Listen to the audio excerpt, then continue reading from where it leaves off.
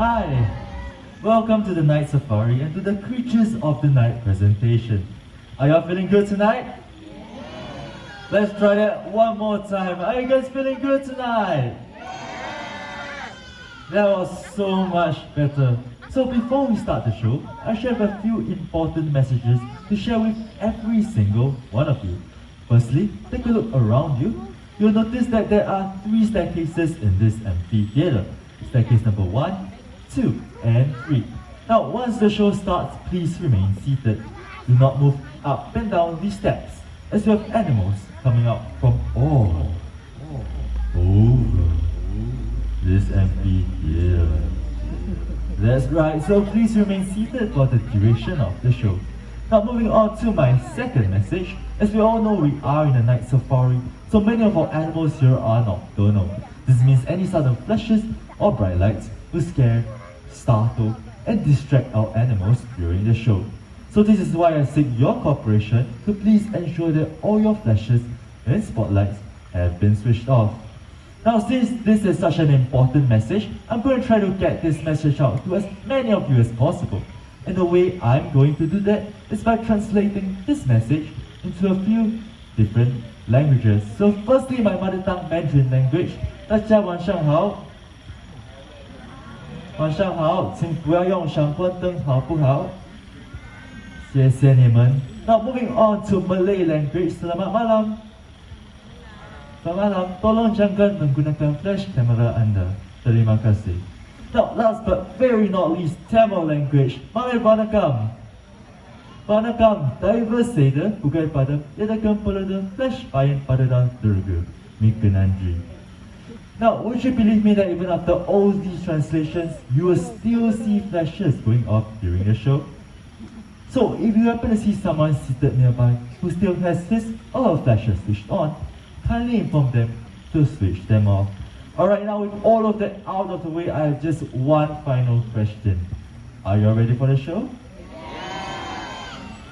Not convincing, let's try that one more time. Are you guys ready for the show?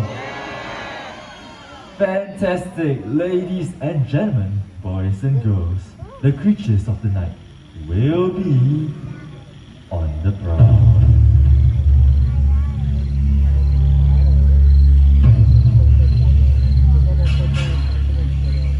As night falls, 2 worlds, one of sunlight, the other moonlight, blend into one. Animals like the white raccoon search for the last bit of food before heading home to sleep. Using his sharp claws, he searches for his favorites: insects, worms, snails, and even the prized eggs. When satisfied, he'll return home to the trees and settle in for the night.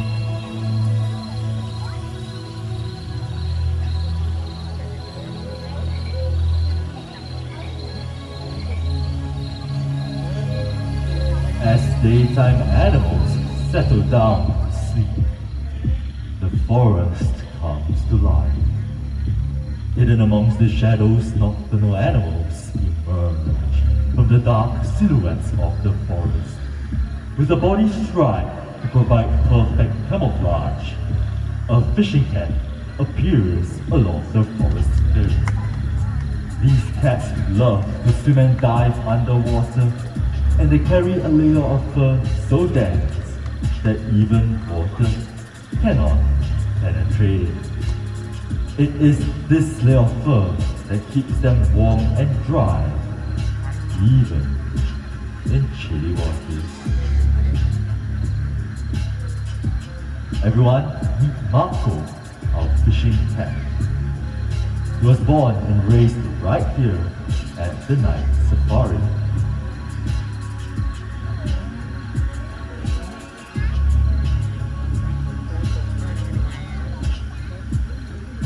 Fishing cats are rapidly disappearing due to habitat loss and poaching.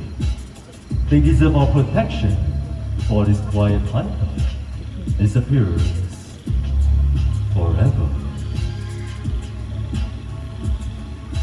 Now good evening once again, and welcome to the world of the night hunters.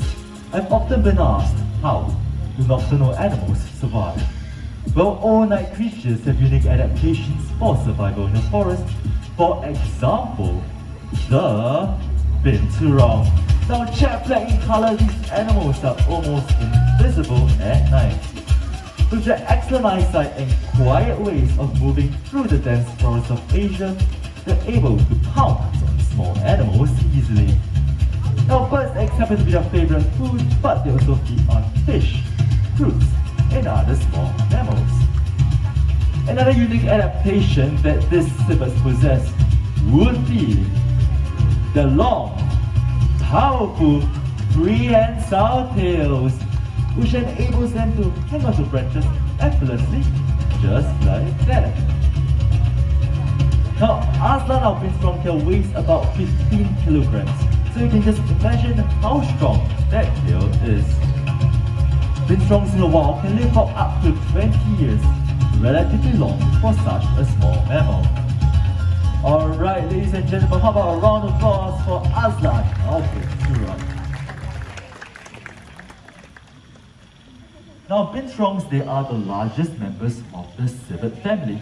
And while animals like the civets rely on their keen sense of smell, other nocturnal animals rely on their acute hearing powers. For example, the owls. Now focus your attention to the right side of the stage. That is rainbow great horned owl carried by Shalini. Great horned owls can be found in North America, and in fact they are the largest owls you can find in that continent. Now moving on to the male staircase, coming down with Sing is Oscar our Eurasian eagle owl. Eurasian eagle owls, like the name suggests, can be found in Europe and some parts of Asia. They are known to be one of the largest owls you can find anywhere in the world. Now last but very not least, coming out from the first staircase, that is Midnight together with her trainer Alicia. Midnight is a buffetfish owl, also known as a Malay fish owl, that can be found in the forests of Southeast Asia and are in fact one of the most common owls you can find right here in Singapore. Alright, a show of hands, how many of you believe me if I say that an owl is one of the quietest raptors when it comes to their flight? Can I see just a few hands? For those of you who don't, Midnight is going to show you all just how quiet she can be. But for that to happen, please remain seated, keep your flashes switched off, and focus your attention to Midnight. Alright Midnight, whenever you're ready.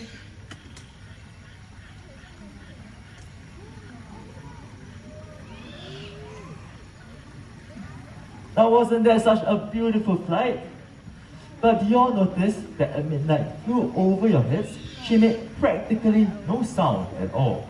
Well, the reason for this is because owls, they have softened edges on their wing tips, and this enables an owl to glide over fields and meadows silently without their prey even hearing them.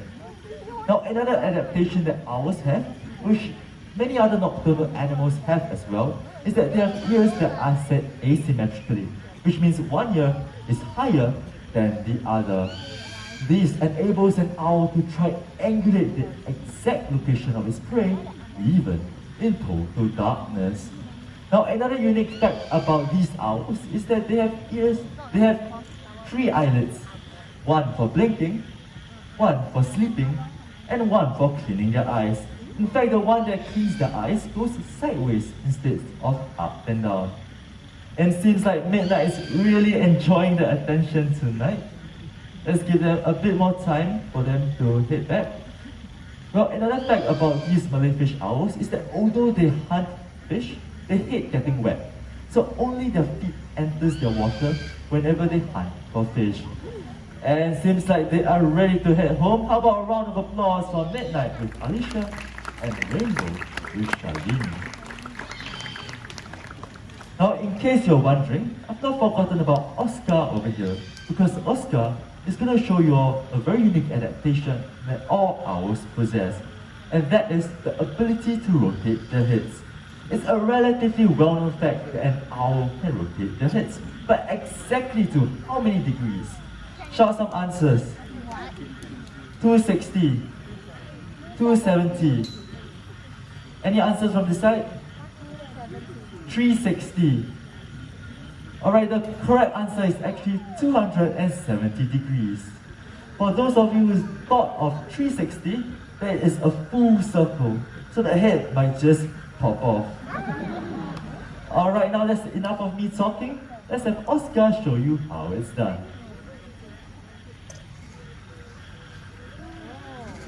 Okay, and all the way around. And a bit more. There we go, 270 degrees. But that was a bit quick, right, wasn't it? How about let's try that one more time.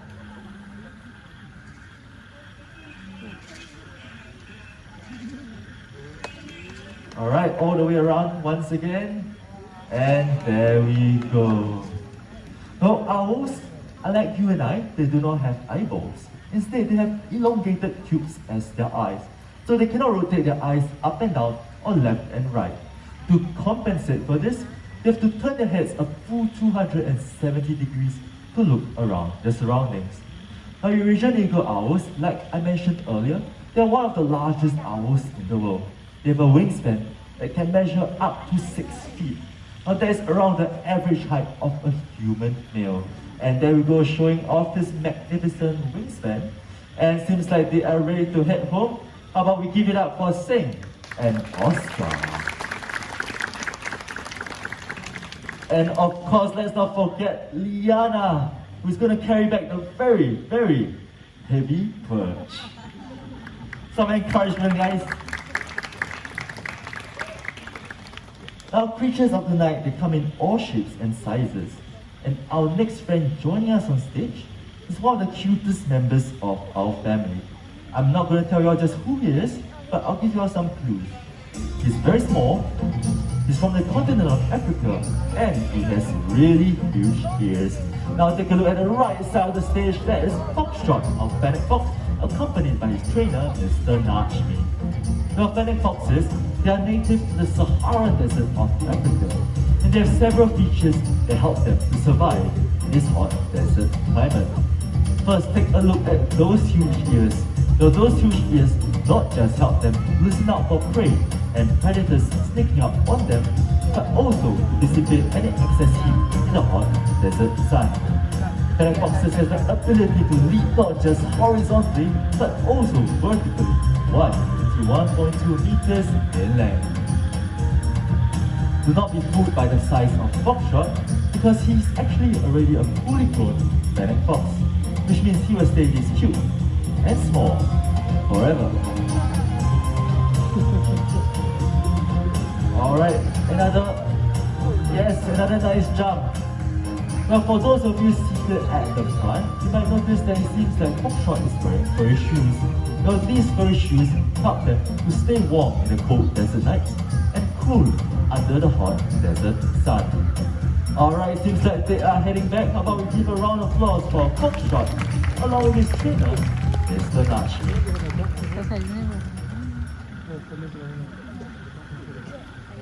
Now, for our next segment, we're going to remain in the African continent. So please remain seated, and above all, keep your masks on.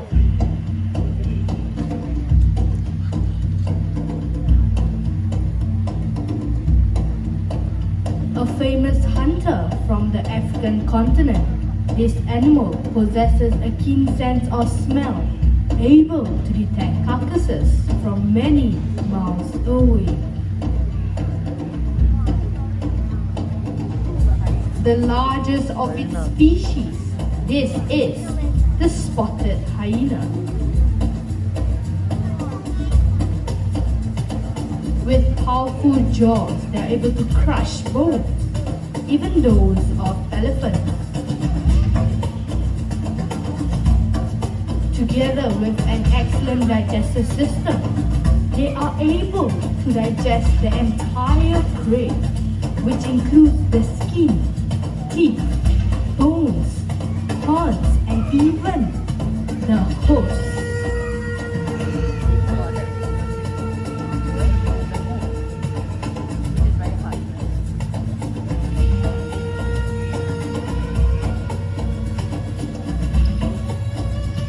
Hyena can run for long distances in search for their prey due to their large hearts.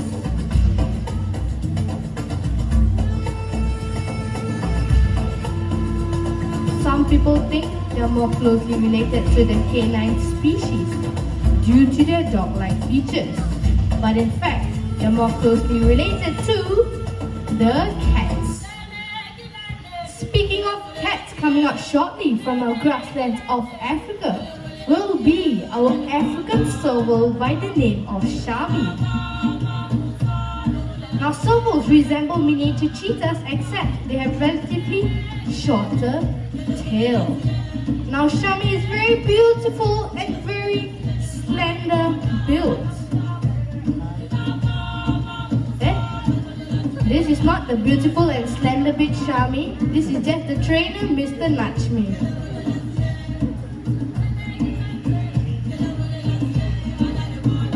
Now servals feed on rodents, reptiles, and even birds that are slow to take off.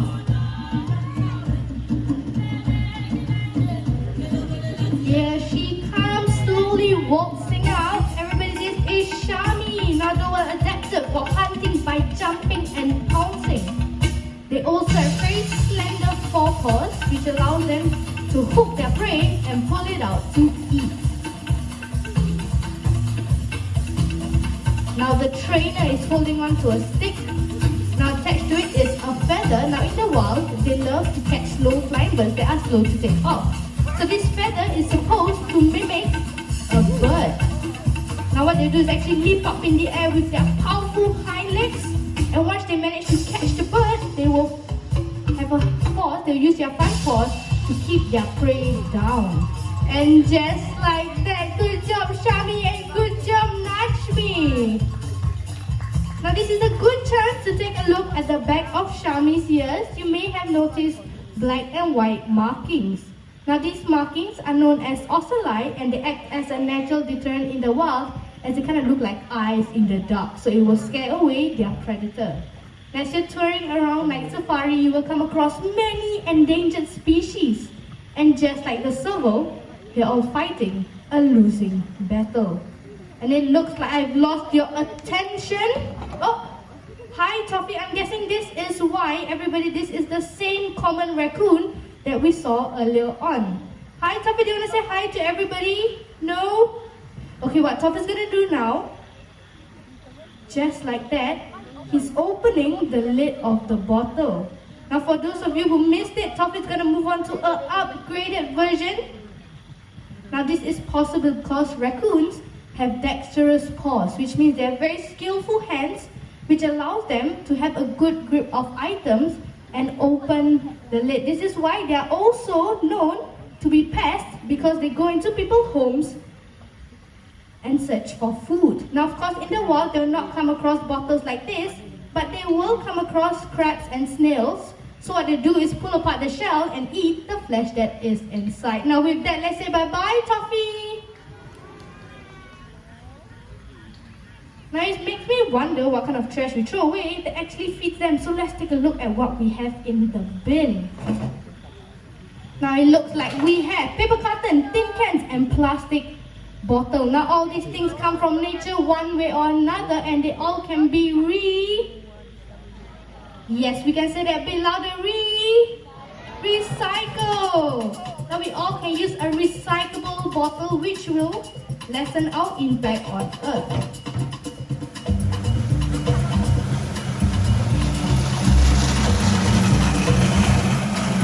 Thank you, Keen, for the very noisy bit. Now I will not be doing the recycling. Coming out shortly will be two sisters by the name of Bubbles and Bailey. Now Bubbles and Bailey are Asian small-clawed otters, and they're one of the smallest species of otters in the world.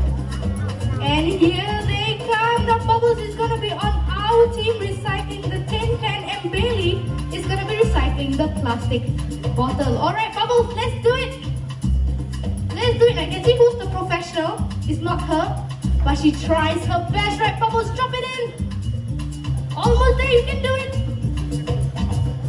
Okay, Bubbles, your sister is done already. Come on, drop it in. There we go. Okay, we have one more to go.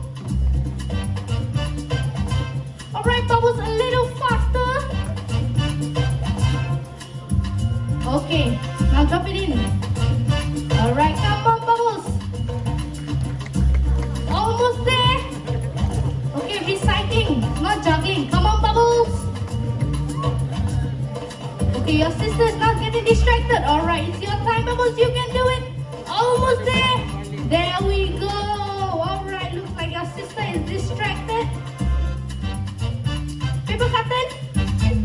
Girls, paper cutting. Bye. Do it myself. It's okay, I'm gonna get the help from everybody. Does it belong with the tin cans? No, what about the plastic bottles? No, what about others? Yes, now Bubbles and Bailey may be small, but they carry a very huge message. Is that we all can reuse and recycle. That's right. Now as our journey through the night comes to an end, let's not forget the lessons that we learned.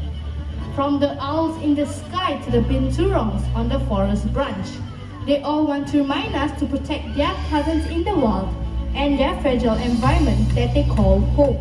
What we do makes a difference, and we must decide what kind of difference we want to make. After all, the greatest threat to our planet is to believe that someone else will save it for us. With that, my name is Shalini. This is Keith, who presented the first half of the show, and this is Sing, who's carrying Midnight. Now with that, thank you for watching Features of the Night presentation. Stay safe and good night, everyone.